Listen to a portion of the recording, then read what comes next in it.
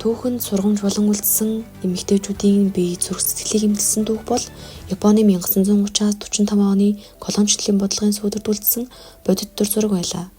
Зүүн Азийн олон бус нутаг, Солонгос, Тайван, Хятад, Филиппин зэрэг Японы эсэргэтлийн дор орж улс төр нийгмийн бүх шатанд хатуу хяналттай колонийн дэглэм тогтсон нь эмэгтэйчүүдийн өдөр тутмын амьдралыг гүн өөрчилсөн. Эсэргэтлийн газрын зураг, зэргийн суртал ухуулга, хийж төвлөрсөн захиргааны тогтолцоо нь хүн бүрийг дайнч бодлогын хүрээнд зохицуулахыг шаардсан бөгөөд эмэгтэйчүүдийн хөдөлмөр, боловсрол, нийгмийн орон зай колонийн зорилгод нийцүүлэн хязгаарлаж байв.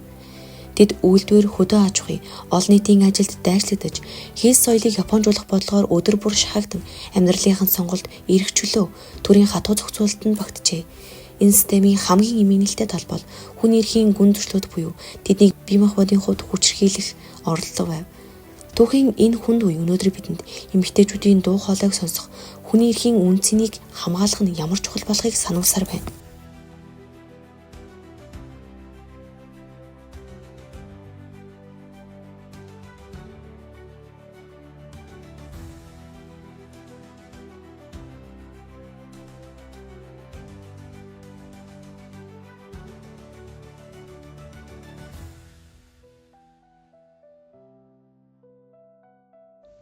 Дэлхийн 2 дугаар дайны үед Японд колоничлогдсон орнуудад энгийн эмэгтэйчүүдийн өдөр тутмын амьдрал маш хүнд байсан.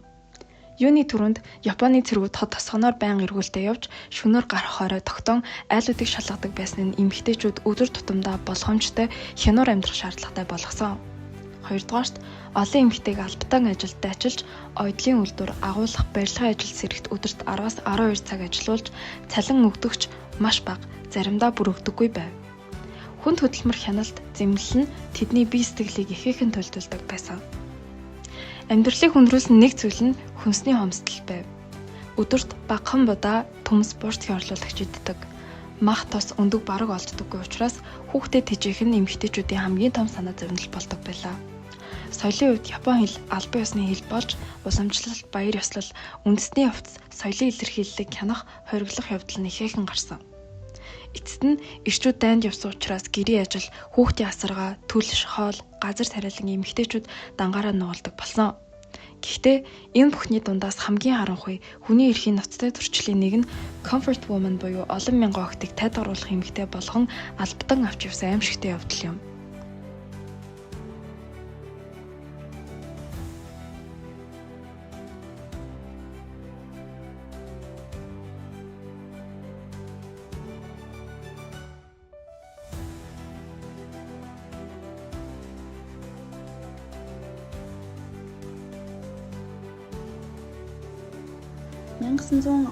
оноос эхэлсэн Японы армийн Comfort Station хэмээх байгууламжууд Хятад, Солонгос, Индонез, Филиппин, Тайван зэрэг зүүн өмнөд Азийн Японыг колоничлол байсан улсуудад өргөн тархсан байлаа.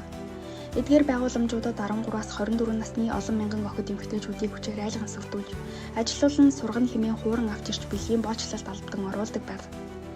Энэ боолчлолд ойролцоогоор 50,000-аас 200,000 гаруй охид эмэгтэйчүүдийг хорж байлгаж байсан бол түүний дийлэнх буюу 70 орчим хувь нь Солонгос, үлдсэн нь Хятад, Филиппин, Индонез, Тайван гаралтай эмэгтэйчүүд байсан гэсэн тооцоо байна.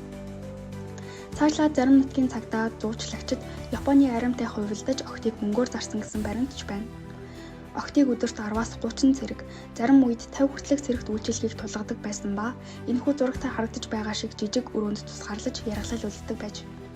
Мөн үйлчлүүлж байгаа цэргүүдээс шууд бусаар төлбөр авдаг байв.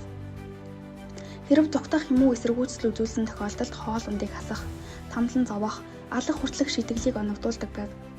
Жирэмсэн босон тохиолдолд үр хөндөх, өвчин авсан бол үл тоох зэргээр хөөрхийн охидыг эцсийн амьсгал хүртэл нь тамлан зовоодог байж. Үүнээс олон жилийн дараа 1991 онд Ким Хаксун гэгч зурагт харагдаж байгаа эмэгтэй анх удаа би хохирогч байсан гэж дэлхийн нийтэд хэлсэн энэ үеэс түүх ил болж эхэлсэн юм. Тэрээр олон ч хүний үхлийн гэрч болж байсан хэмээгээд одоо хүртэл тухайн үеийн Япон цэргүүдийн яргалтын аимшигт дүр зураг айдас төрүүлдэг хэмээжээ. Үүнээс хойш олон гэрч өөртөө тохиолдсон талаар олон нийтэд ил гарч ирж яриа өгсөн билээ. Өдгөө тэдэнд зориулсан хөшөө байгуулж мартах ёсгүй харгислыг сануулсан байхын тулд хотын нэгэн гудамжинд тэдний гэрэл зургийг мөнхөлж үлдээжээ.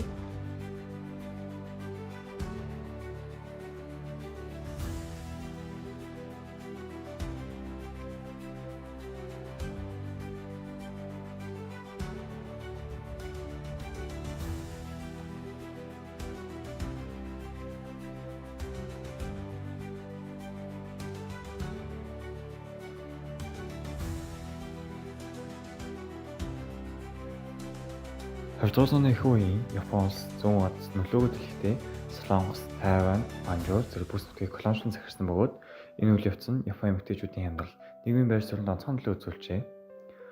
Тухайн үеийн Японы нийгэмд сайн эхнэр, сайн эх гэсэн үзэл ноёрхож, эмэгтэйчүүдийн үндсэн үеийг гэрийн ажил, хүүхд өсгөх, гэр бүлтэй долгоштой байх хэмээн хандхуул байсан колони амьдарч буй эмэгтэйчүүдэд ижил хамааралтай байв. Колониуд төсөөлсөн Япон гэр бүлүүдийн хувьд эмэгтэйчүүдийг Япон соёлыг загвар болгон харуулах үүрэгтэй гэж үздэг байсан бөгөөд тэд нутгийн ихтэй бага харилцаж Япон юмыг хадгалсан хаалттай орчин амьдардаг байв.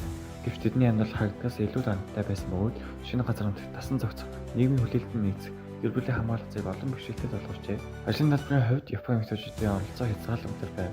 Зарим багш, зорилгоч, бичээ зэрэг бага заландаа ажил хийж байсан ч их эмэгтэйчүүд гэртээ үлдэх үүрэгтэй байсан. Харин дэлхийн 2 дугаар дайны үед ирчүүд фронтод нарснаар эмэгтэйчүүдийг өгүүлдэг төмөр зам цэгийн үйлдвэрлэлд дайчилж илүү хөдөлмөр эрхлэлд хүргэсэн байна. Япон төрийн сурчлага болгоод эмэгтэйчүүдийг эх орондоо үнэмш хүүхдүүдийг хамгаалах чих байдлаар өргөжлөн колоничлын малгайг зөвтгөхөд ашиглаж байв.